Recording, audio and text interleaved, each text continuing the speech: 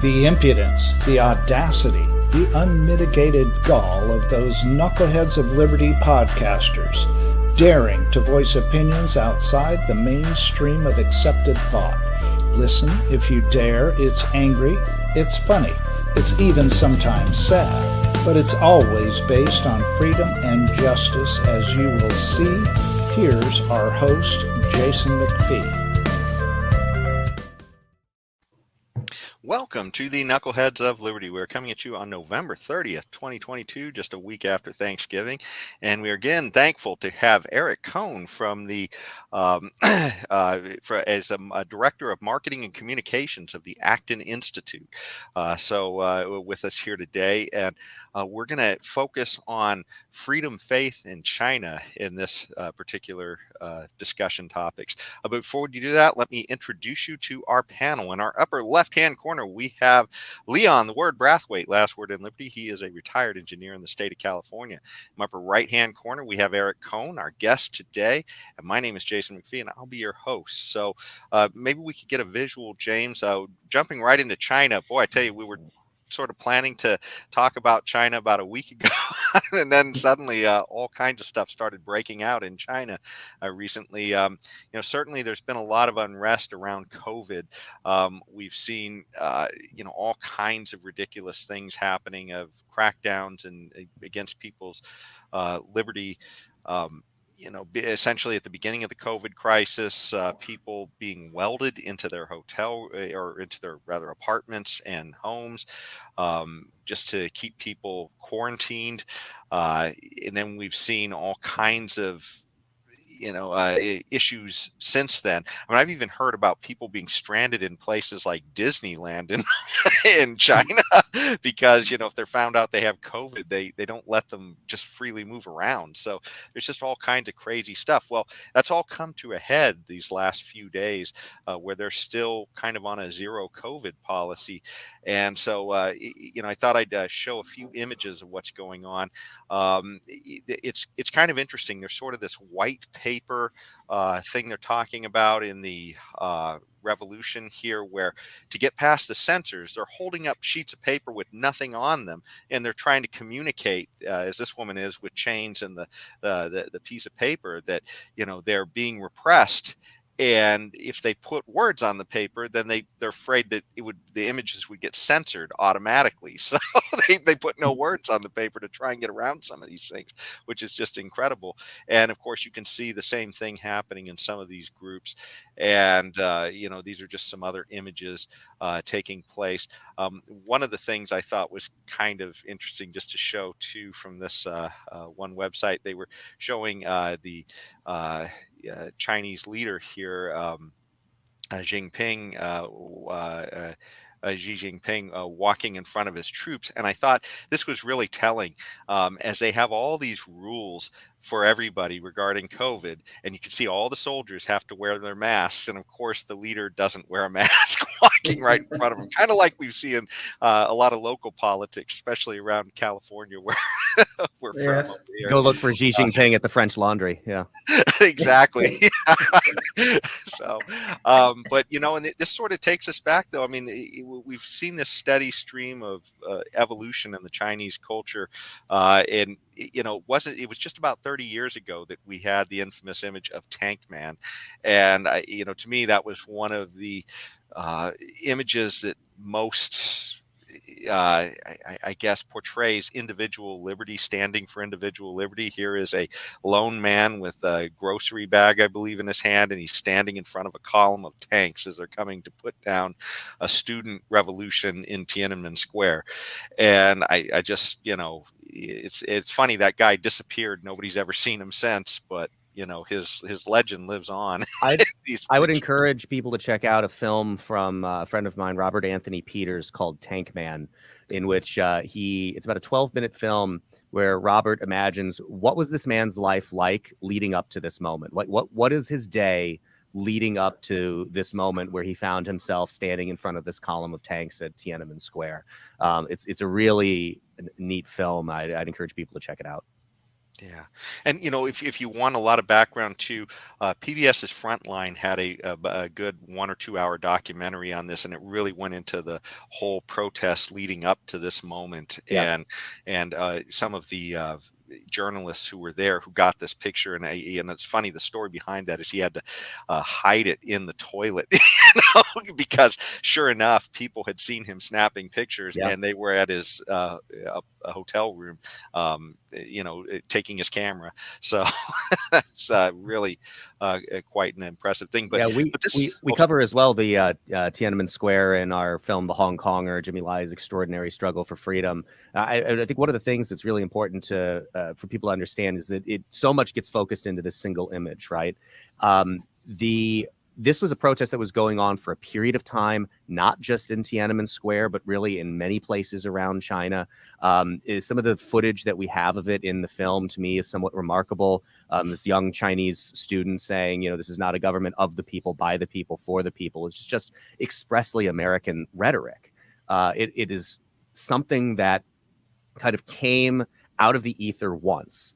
And I think we can be hopeful that what we're seeing in China right now is it happening again. And you mentioned it being in response to COVID policies that China has, this zero COVID policy that they have implemented across the country, and what all that has meant.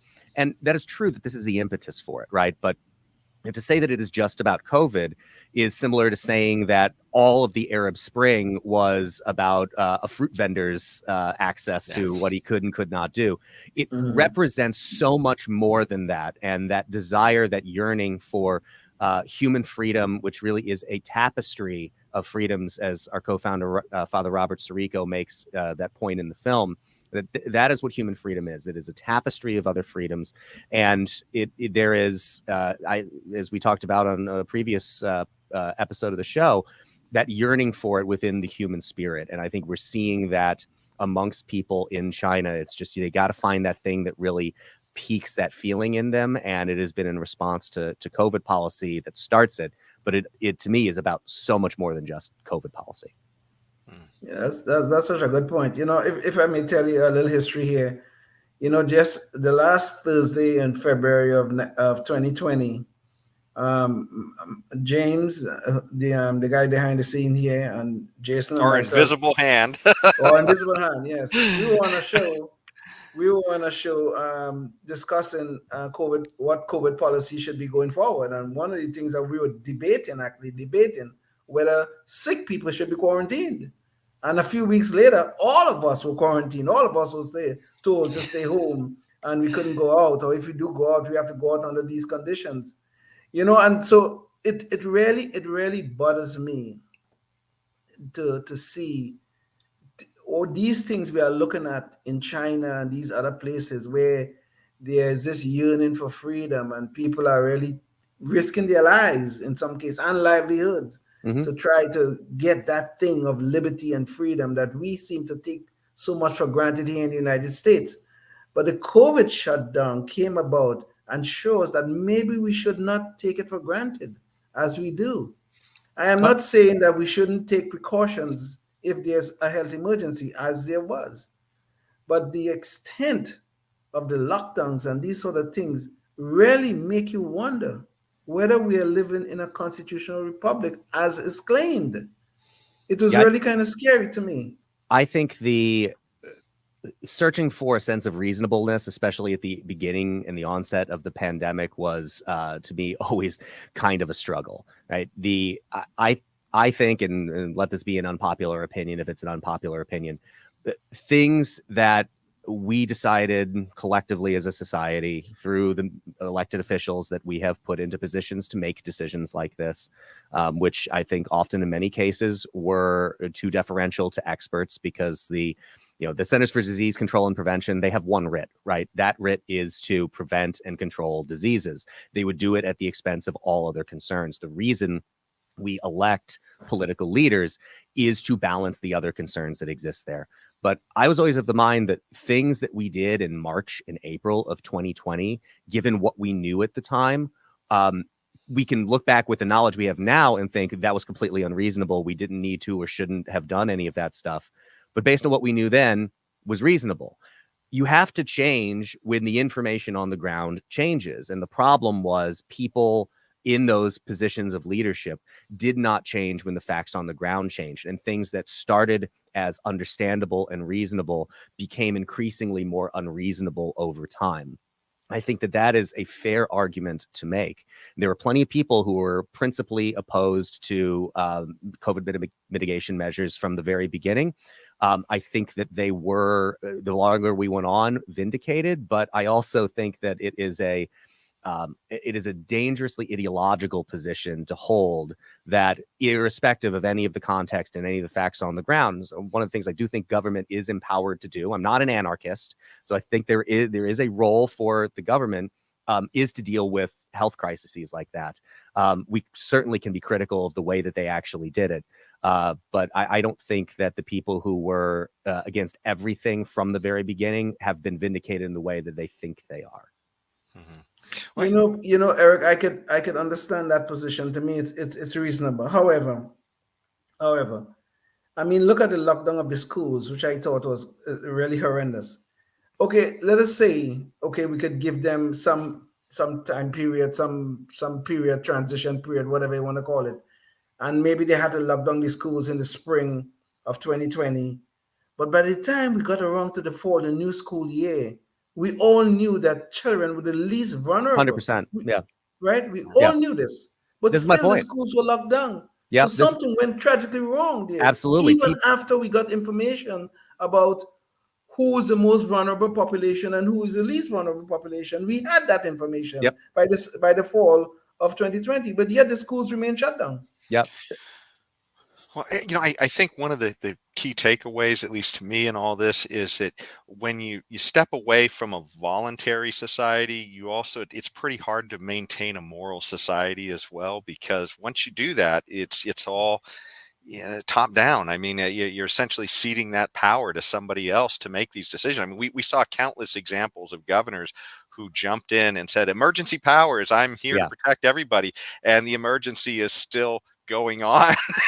They just extended the emergency for the purpose of continuing the pause on student loan payments, which is just it is lawless. There's no other way to put it. It is absolutely lawless. Exactly. It is not still an emergency of the same kind, even if it did justify at the very beginning, which I think is certainly a question that is up for debate of whether COVID justified pausing student loan payments to the federal government. Certainly now, November 30th, 2022, it is not the case anymore. And yet, you empower people like that, and it becomes very hard to take it away. Well, let's transition into Hong Kong, because it's funny, we were literally planning to talk about Hong Kong, and all this other stuff came up on China. So, but I think it's funny because this is really an integral story, I think, to what's going on in China as well. And it's funny because there was this natural experiment that happened. For those of you who aren't aware of the background, let's see, there's a little map here. So Hong Kong is this little area right here in the southern part of China, and essentially the British through I don't know whether it's the Opium Wars or whatever it was way back a long time ago. Also the Opium Wars, yeah, and so they had a negotiation, I guess, as they left China, that they were maintaining control of this area, and so that's why it had a different structure than the rest. There are two areas of Hong Kong. There is the island of Hong Kong, and then there are the new territories that surround it. The new territories the British had on a 99-year lease. That 99-year lease came up in 1997, which is when the handover of Hong Kong to China takes place. The negotiations for that really started in 1987, I believe, because it is Margaret Thatcher who's the one who basically had set the policy that she just was of the belief that they couldn't extend the lease, and the other area, the island, they had in perpetuity. That was not leased from the Chinese. They could have kept it, and they chose to give it back. Mary Kissel, who was formerly with the Wall Street Journal in Southeast Asia, former advisor to Secretary of State Mike Pompeo, who appears in our film, calls it Margaret Thatcher's greatest mistake.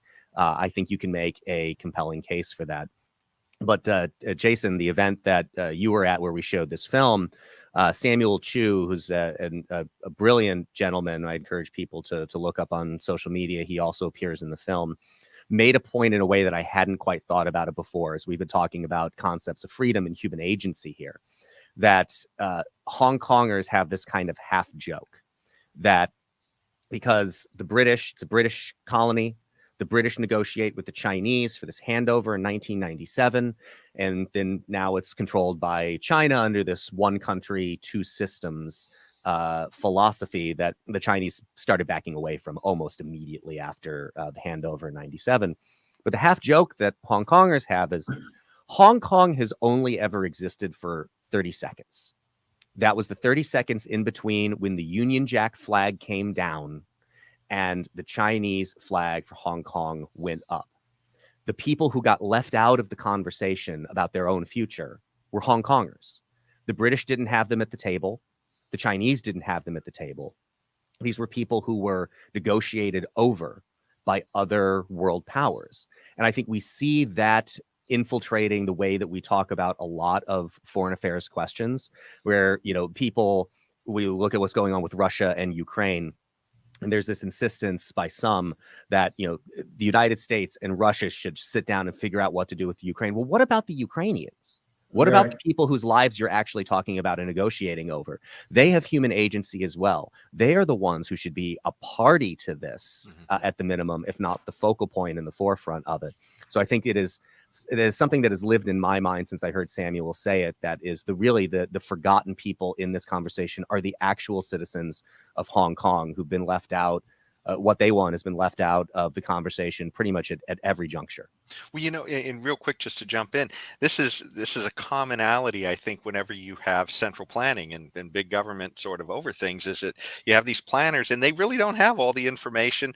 Maybe sometimes they're just overlooking things, but there's just this information bottleneck that happens when you put all the power into government to make decisions. And so even if they are good in motivation, which, maybe she was, maybe she wasn't, Margaret Thatcher in making these negotiations, the bottom line is when you're doing it from that high level perspective, you're just not going to get all the information from the people on the ground. I don't understand why you wouldn't just let the people of Hong Kong, or at least that island, have made that decision for themselves. But it is the definition of the forgotten man. The forgotten man is the concept that A and B decide what C is going to do for D. So in this case, C is the citizens of Hong Kong. A and B decided what C lives are going to be like, and they get left out of the entire process. And it's worth pointing out as well, we point this out in the film, that you didn't have a fully realized set of freedoms in the same way that the British do or that Americans do in Hong Kong. They weren't enfranchised in the same way, but they did have, as by virtue of being a British colony, a lot of these systems that I think we do have a tendency to take for granted: freedom of speech, freedom of religion, the rule of law, things that are absolutely necessary for us to exist as free human beings, these structures that are so incredibly important. So I think that is, it's a sad story that they've been the ones who've kind of been forgotten. Yeah. Well, and for those viewers of ours who aren't that familiar, and James, maybe you can bring the images back up real quick. So back in, I believe it was around 2014, maybe 2015, there was a or it might have been just a little bit later, there was a law that was passed. So there was sort of a gradual erosion of the people of Hong Kong's. You're talking about the national security law. Yeah, the national security law comes about in response to the 2019 umbrella movement protests. But there had been, we document this in our film, The Hong Konger, as well, these various either proposed laws or passed laws. The first one that really generated a lot of protest there was an extradition bill, which would have allowed people charged with crimes in Hong Kong to be extradited to mainland China to either be tried there or at minimum serve prison sentences there. That was withdrawn, but it really laid the groundwork, and the response to that, which is the umbrella movement, is the response to that proposed legislation, laid the groundwork for the national security law that currently exists, which I described on the other episode of this show that we did, but I'll describe it real quickly again for people who are concerned about concepts of the rule of law. it is an abomination. It is an incredibly vaguely written statute that can be interpreted however China wants to interpret it, which of course is the intention.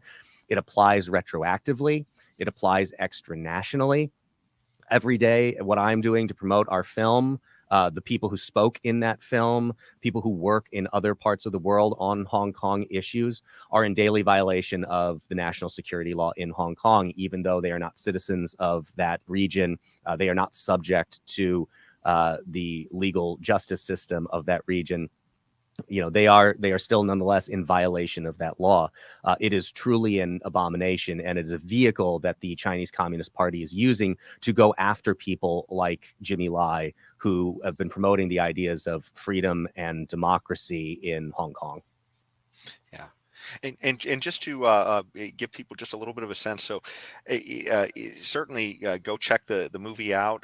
But Jimmy Lai, he was a owner of a newspaper there. He had sort of worked his way up as just a poor kid on the streets to eventually owning a newspaper in Hong Kong. And his newspaper eventually started, was a little more committed to printing the truth rather than what mainland China wanted printed, I guess. And advocating for freedom and democracy in Hong Kong. Jimmy he made his fortune with a chain of clothing stores, actually. I mean, he came from China to Hong Kong with absolutely nothing. Worked in a textile factory. Turned it into this company, Giordano, which was a huge clothing line that not only raced through Hong Kong, but also was available in mainland China. I enjoy the anecdote that's in the film as someone who lived in Chicago for 15 years. He got the name Giordano from coming back from a trip to the States with a napkin from a restaurant in his pocket. Giordano's the pizza restaurant in Chicago. I was like, this is Giordano. This Italian name sounds much more like a designer than a Chinese name. That's what I'll call it. And then he wants to do something more meaningful with his life, which is why, as he says in footage that we have in the film, if I'm providing information, I'm providing choice. And choice is freedom. So he starts Next Magazine. He starts Apple Daily, which was the most successful daily newspaper in Hong Kong, Chinese language, and in favor of the idea of freedom and democracy. And it was always an eyesore for the Chinese, and which is why it does not exist today, largely because the actions the Chinese Communist Party took to harass and arrest Jimmy under national security law charges, as well as some others, to seize the bank accounts of Apple Daily and Jimmy's personal bank accounts as well. So they ran out of money. They ended up shutting down 2 years ago. The last issue of which they published, we have incredible footage in the film of people lining up around corners to get a copy of the last issue of Apple Daily. And it's a sad story, but I look at what Jimmy has chosen to do. There's this incredibly impressive man that we interviewed for the film, Lord Patton, was the last British colonial governor of Hong Kong. And he has this line in the film that always sticks with me when he's talking about what Jimmy has chosen to do in facing the authorities in Hong Kong. He has British citizenship. He could have gone there. He's a billionaire. He could have gone to Taiwan. He could have come to the United States, and he chose to stay. And Lord Patton says he's been incredibly principled and brave. And I wish I could think that I would have been as brave. And you just hear this recognition in his voice that he knows he wouldn't have. And I think that is something that is true for most of us. What Jimmy has chosen to do is exceptional, which is why we wanted to tell the story. It's heroic. It is truly the kind of thing that most people have the capability to do, but it is incredibly hard to make that choice. And I think the lesson that we can take from Jimmy's story is most of us will never be faced with a circumstance like he is facing, but those individual moments in our own lives where we're challenged in a similar way. And it's the question of what do we do? Do we do the right thing, right? The courage is the formation of all the other virtues at their testing point. Can we be courageous when the moment calls on us to be courageous? And I think that is what the film causes me to meditate on. Well, as a juxtaposition to, sorry, Leon, I just wanted to make this one point. In Jimmy Lai's case, he put everything on the line, his newspaper, his freedom, everything, in order to stand for the truth. And I put that as a juxtaposition to what we're seeing currently in the United States with the media, where we literally just had a press conference at the White House where they had Fauci there and the press secretary, and somebody tried to ask the question, because this is the last opportunity they were going to have to ask this man who has more knowledge about the origins of COVID probably than anybody in government probably has. And he was literally silenced by the press secretary, and the rest of the press just dutifully sat there, at least most of them did, without just listening to whatever the government told them to do, instead of challenging and asking the questions so the public could know. I just thought, wow. And in a lower stakes environment than what we were just talking about with Hong Kong. But this is what the parallels I was trying to raise, and Jason, that's a good point you're raising there. These are the parallels I'm trying to raise. Even though, Eric, you're correct in terms of degrees of what we are seeing, but my point is, and my concern is, we are on this path to maybe serfdom, if I could quote Hyatt here. Look at what happened in Canada. When we had the truckers strike, the convoy, and they were in Ottawa and all that kind of stuff. Look at what the government was trying to do. Justin Trudeau. Yeah. His government. Look at what they were trying to do in terms of seizing bank accounts, in terms of shutting people down, even people who supported the truckers. Some of their accounts were seized and all this sort of things. And this was happening in Canada, which is supposed to be supposedly is one of the freest countries in the world. So I always like to make this point. I always like to make this point about one of the reasons why I am eternally hopeful about America as just being kind of different. This is what is really truly meant by the concept of American exceptionalism. We hear exceptionalism and we tend to think of it the way that our sixth grade teacher would say that we're exceptional and pat us on our head. It doesn't just mean good. It really means that we are different. We are an exception. And there was this incredible unintentional social experiment between the United States and Canada that happened over the course of 200 years. In the 1770s, if you were a loyalist or a royalist, you went to or remained in Canada, where the crown was still the government. After the Revolution, or if you were inclined to the Revolution, you were in or stayed in the colonies, which became the United States of America. Fast forward 200 years. In 1976, both the governments of Canada and the United States announced we're switching to the metric system. And the Canadians said, okay, eh? And the Americans said, no, we're not. And it is just that sentiment of Americans that I think still does endure, that we do not like being told what to do. And there is a point at, I think we even saw this, we were talking about COVID stuff earlier. There was just a point where even, people who were willing to go along with what the regime was in the very beginning, just eventually got to the point of, no, I'm not doing this anymore. And that kind of inclination towards disobedience, I still think courses through the American spirit. There are challenges to it, so Leon, I do share some of your concerns, but I remain hopeful that spirit that once said, we're not switching to the metric system, which is just kind of pointless and irrelevant. Like, what is, it actually, sets of 10 are much more easy to compute than the imperial system that we use. So it made no sense, but it was just that, no, you're not going to tell us what to do. And I think that still kind of courses through the veins of this country. Yeah. Fair enough. As somebody with a background in engineering, and I certainly know Leon can appreciate this too, I wish we'd switch to the metric system, but I prefer liberty over an easy counting system. So I'll take that. But I was going to try and discuss Taiwan, but I definitely wanted to get into faith in China, and we're sort of running short, so let me jump straight to that. So James, maybe you could bring up the image real quick here. So religion in China is something where they claim you have a right to believe in a faith, but essentially there's all these rules that govern what it is you can actually believe. They claim you have a right to believe in a faith. Go ask the Uyghurs about that. Exactly. Right. That's a good point. And I mean, this is the crazy thing. Like there's literally only apparently 5 officially recognized religions. And if you don't fall under Buddhism, Taoism, Islam, Catholicism, or Protestantism, everything else is considered to be superstition to them, apparently, which is, and then they will tell you too, it has to be Orthodox. And if it's got any variations in it, then it's some kind of a weird cult. And so they're going to make that illegal too.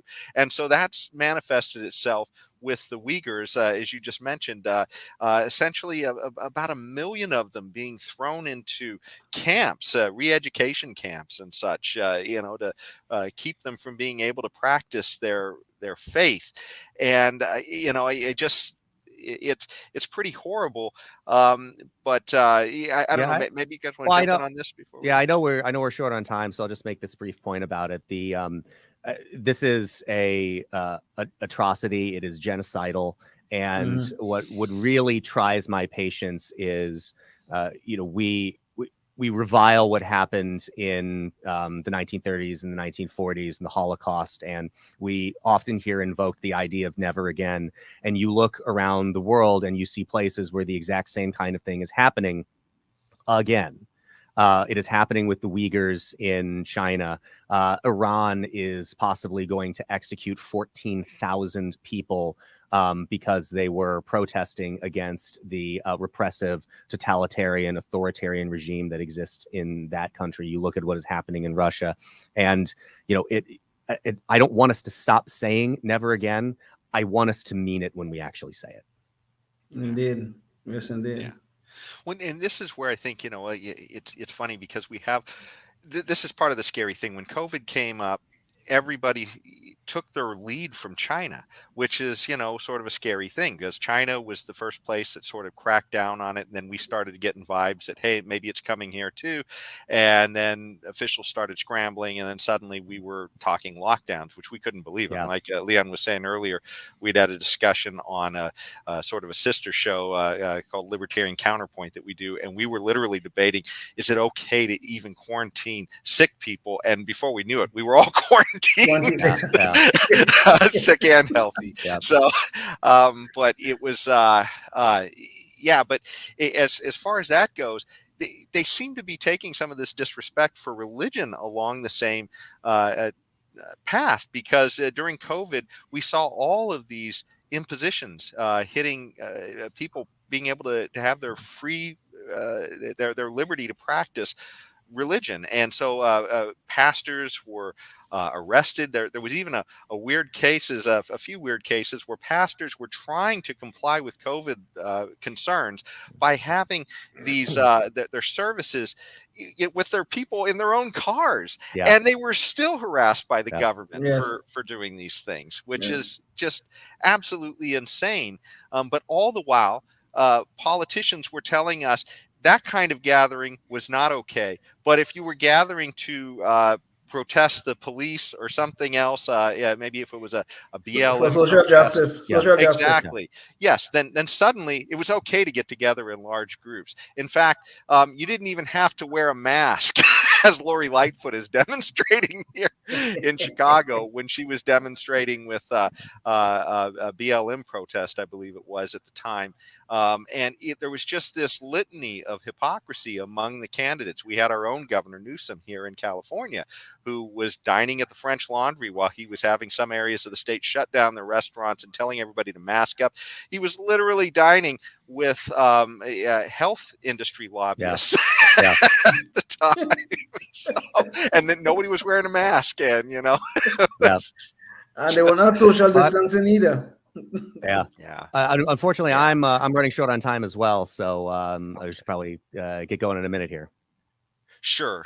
So anyways, so let's tie it down to our Knucklehead Noise Patrol, but this sort of brings it all to the point where Justin Trudeau, Canada's Prime Minister, the admiration that some of our leaders tend to have for the authoritarian rule in China is just appalling, especially what we're seeing now. And I think it kind of sums it up. He was asked a question back in 2013, which nation he admired most. And Justin Trudeau said, there's a level of admiration I actually have for China. Their basic dictatorship is actually allowing them to turn their economy around on a dime. And I think, that kind of says it in a nutshell. What's wrong with those places and why we don't want to be. This is the wrong Friedman, Thomas Friedman's long-running desire to be China for a day, to just have pure totalitarian power, to fix all the things that he thinks needs to be fixed.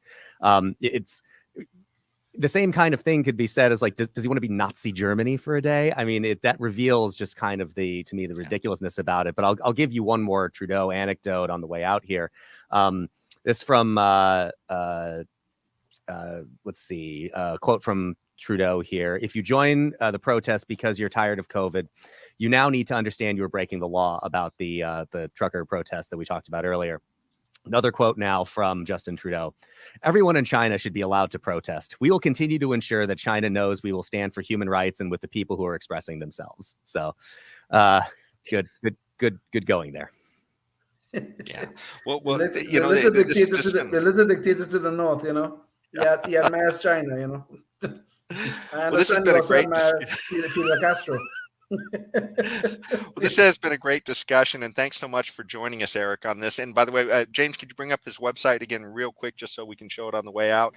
So if you want to find out more about the stuff Eric's doing over at Acton, it is at www.acton.org, and you can find out more about it. Eric, is there anything you wanted to say on the way out? No, I again encourage people to check out acton.org.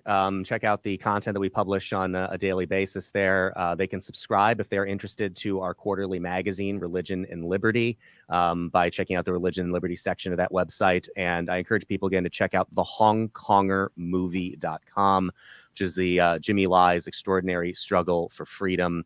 The trailer is available there, and information about when it is available for streaming will be available as soon as we know. Awesome. Thanks so much. And if you're interested in hearing a little more too, we did another podcast where we specifically focused on the Acton Institute. So you can go there and listen to us talking with Eric a little more on that. Thanks again, everybody, so much for joining us. And until the next time, stay free. Yes, indeed. Life, liberty, and the pursuit of happiness, always and forever. Thank you for listening to the Knuckleheads of Liberty podcast.